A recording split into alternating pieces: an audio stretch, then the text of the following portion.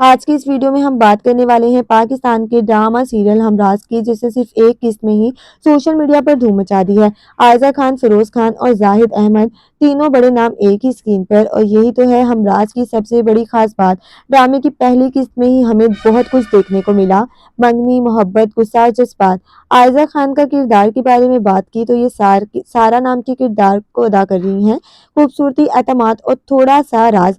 سارا کی منگنی اپنے ماموں زاد احمد سے ہو جاتی ہے، جو ادا کر رہے ہیں زاہد احمد۔